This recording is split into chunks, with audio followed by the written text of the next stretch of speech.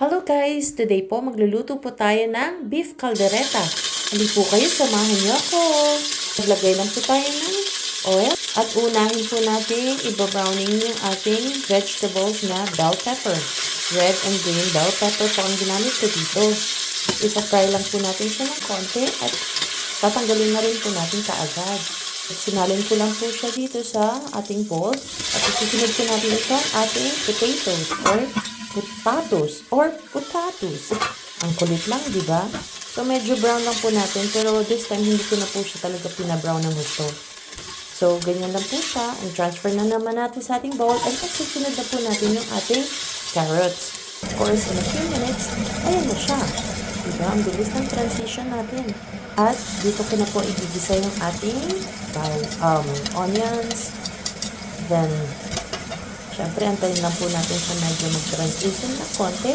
At dadagdagan na po natin kaagad yung ating garlic, yung ating maliliit na hiwa ng bell pepper, at sinama ko na rin po yung ating bay leaf po. Of course, after po yan, ay sinama ko na rin yung ating tomatoes. So, dito sa pagkakaluto ng ating tomatoes, ay talaga makikita mo na yung medyo lumalabas na po talaga yung ating oil. At after po nyan, sinunod ko na yung ating beef. Medyo malalaki po yung ating slice ng beef today kasi pang kaldereta nga po, diba? So, ayan, halo lang po. Mahilig po talaga ako maghalo ng halo. So, okay pa rin po ba kayo dyan habang nanonood kayo sa aking video? Oops. Beef broth natin or beef cubes. Ating patties or fish sauce para manukot po talaga yung lasa sa ating meat. So, ganito po ang ginagawa ko sa ating mga beef broth. Diba? Dali lang. Oops. So, para pag meron akong kailangang lutuin at kailangan ko ng mga broth, ready na siya. From the freezer. At ikakrack ko lang siya ng ganito. O, diba? Kaya sobrang malasa po ang aking lutuin kasi lagi akong merong beef broth na naka-ready.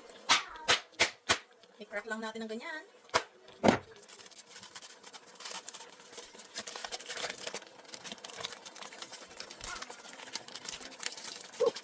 Malamig. Oops. Kung nandito si Adi lang yan, ako! Mag-enjoy yung kaka-crack nitong ice cube na to. There you go. Ayan po siya. So, yan po ang gagamitin ko para pampalambot ng ating beef.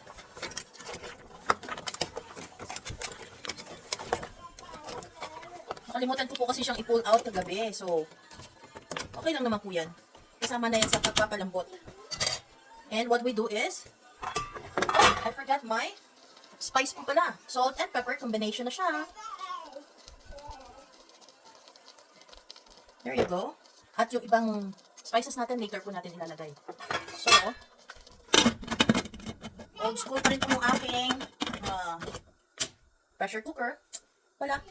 We'll wait for probably an hour for this. See you later, guys. Ayan guys, sobrang lambot na ng ating beef. So, naalala ko guys, meron pala akong liver spread dito na frozen. Kasi sobrang laki niya. Ang ginagawa ko po sa liver spread na to, dinidivide ko siya sa 2 or 3 at fini-freezer ko yung remaining. So, gagamitin ko yung aking frozen liver spread. So, isa lang yung gagamitin natin kasi lalagyan naman natin siya ng peanut butter. Ayan.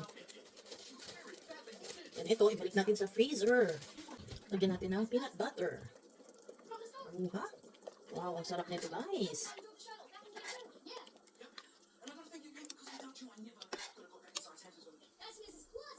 Okay. Hang on. Gumamit ako ng panibagong spoon. Hindi na natin pwede ibalik yung nagamit na spoon para i-dip ulit dito. So, gumamit ako ng bagong spoon. So, yun lang po. Magastos sa spoon. Natin, yung remaining, i-freezer ko na naman siya. Kasi, syempre, sobrang dami naman. Kukuha lang ako ng Kukuha lang ako ng sakto lang po. Probably half of the can. But then, i-freezer ko yung remaining. Ito na yung ating matitigas na vegetables. Yung potato, ng ating carrots. Mag-add din ako ng celery. Kasi favorite namin yan. Kailangan maraming vegetables. Yan siya. Naalala niyo po ba yung video ko na beef stew? Parang ganito rin po. Kaso lang, niluto ko siya sa slow cooker. This one is pressure cooker naman. Pero yung aking beef stew is wala po siyang liver spread at saka walang peanut butter. Pero most of the ingredients are pareho lang naman. And the beef on this one are much bigger po. Bigger slice.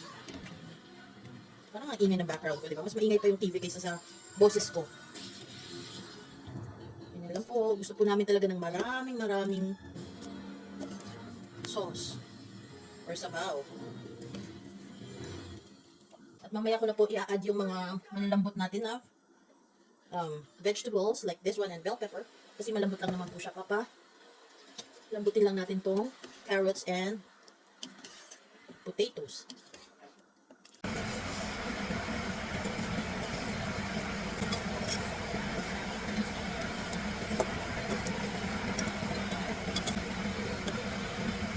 So, ayan guys, luto na yung ating kaldereta. Look at that. Ang sarap po niya. So, iserve na po natin. Meron tayo ditong rice. Wow. Just like that.